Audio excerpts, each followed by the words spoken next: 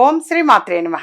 ఇప్పుడు తెలియజేసే అంశము 3 శుక్రవారాలు గనక ఈ విధంగా ఆచరిస్తే తప్పనిసరిగా ధన ప్రాప్తి ధనయోగము అనేది కలుగుతుంది. సహజంగా ప్రతి మనిషి కూడా ఎక్కువగా maximum people above 90% people suffer అవుతూ ఉన్నది ఆర్థిక సమస్యలతోటే. ఎన్ని పరిహారాలు చెప్పినా, ఎన్ని వందలు వేల పరిహారాలు చెప్పినా ఇంకా తక్కువే అని అనిపిస్తూ ఉంటుంది. సహజంగా మరి వాళ్ళు పడేటువంటి బాధ అనేది కూడా ఆ విధంగా ఉంటుంది. సహజంగా వాళ్ళు ఎవరు ఏం చెప్తారా పరిహారం అది చేద్దాము, ఏముందిలే ఈ ఒక్క పరిహారం చేస్తే అని సహజంగా అనుకుంటూ ఉంటారు నాన్న. మరి అలాంటప్పుడు మీ వంతు ధర్మంగా ఈ చిన్న పరిహారం తెలియజేస్తా. ఒక చిన్న ఎర్రని వస్త్రం తీసుకొని అందులో 5 యాలక్కాయలు వేయండి, అంటే ఇలాచి వేసి అది పూజా మందిరంలో కాసేపు పెట్టి ఉంచి మీరు పూజా ప్రాసెస్ ఎవ్రీథింగ్ కంప్లీట్ చేసుకోండి. మీరు కొంతమంది కుంకుమార్చన చేస్తారు, లలితా సహస్రనామావళి చేస్తారు, కనకధారా స్తోత్రం చదువుతారు, శ్రీ సూక్తం చదువుతారు, మహాలక్ష్మాష్టకం చదువుతారు, లక్ష్మి అష్టోత్తర శతనామావళి రకరకాల పూలతోటి చదువుతూ ఉంటారు.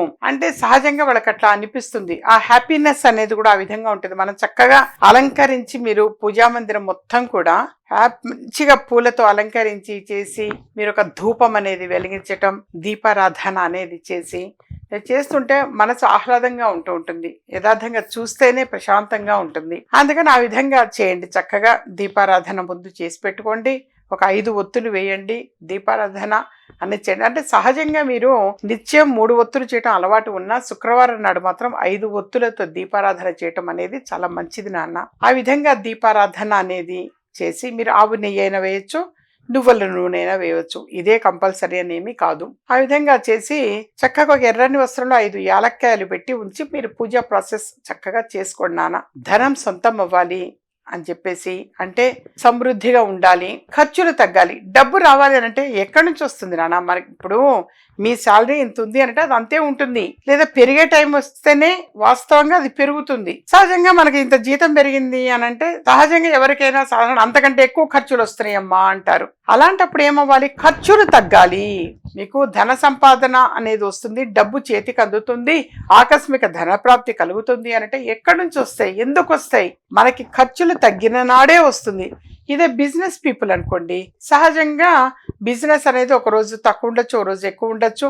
ఏమో మనం ఇలాంటి పరిహారాలు చేస్తుంటే వ్యాపార అభివృద్ధి చెందొచ్చు, ఎక్కువ డెవలప్మెంట్స్ ఉండొచ్చు. వాళ్ళ బిజినెస్ పీపుల్కి అయితే పాసిబిలిటీ ఉంటుంది. కానీ నెల జీతం ఇంత అన్న వాడికి ఇప్పుడు 30,000 50,000 15,000 ఉన్న వాళ్ళకి జీతం అదే ఉంటుంది. కాకపోతే ఏంటంటే ఖర్చులు తగ్గటము. ఇప్పుడు ఎవరికైనా కొంచెం జ్వరం వచ్చింది హాస్పిటల్ పోయారంటే మినిమం ఇంత అని ఖర్చు అవుతుంది. సహజంగా అందరూ కూడా సంపూర్ణ ఆరోగ్యంగా ఉండాలి అని కోరుకుంటాం మనం. యథార్థంగా ఆరోగ్యంగా ఉంటేనే మన ఖర్చు తగ్గేది నాన్న. సో ఎవరైనా సరే ఆరోగ్యము అనేది మోస్ట్ ఇంపార్టెంట్, మహాభాగ్యం అదే. ఆ విధంగా మనశ్శాంతితో ఉంటారు. ఆరోగ్యంగా ఉన్నారు అంటే కుటుంబ సభ్యులందరూ హ్యాపీగా ఉంటారు. ఎవరైనా ఒక్కళ్ళకి సిక్ అయ్యారు అంటే ఇంట్లో అందరూ మూడ్ ఆఫ్ అయిపోతుంది, సహజంగా డిస్టర్బ్ అయిపోతుంటారు.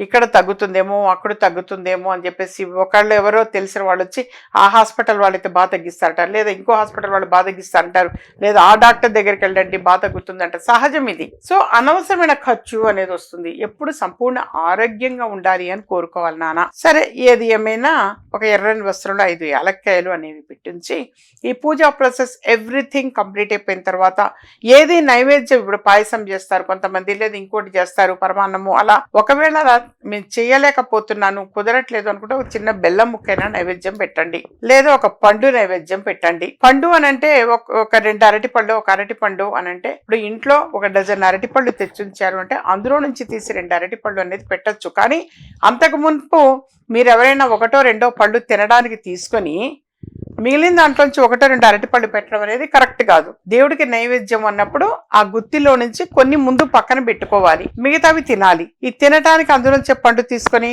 అందులో నుంచే కట్ చేసే నైవేద్యానికి అనేది మాత్రం ఈ ఒక్క అరటి పండుకి మాత్రం చెల్లదు. వాస్తవంగా అరటి పండుకి మాత్రమే వర్తించదు అది. అందుకని అది ఎప్పుడు కూడా అరటి చెట్టు అనేది ఒకటే గెల వేస్తుంది నాన్న, గెల అనేది ఒకటే ఉంటుంది. అందుకనే కొంతమంది సహజంగా గెల అనేది ఇప్పుడు అరటి పళ్ళు అనేవి ఇప్పుడు శ్రీమంతం చేసేటప్పుడు అరటి పండు కొంతమంది పెట్టరు.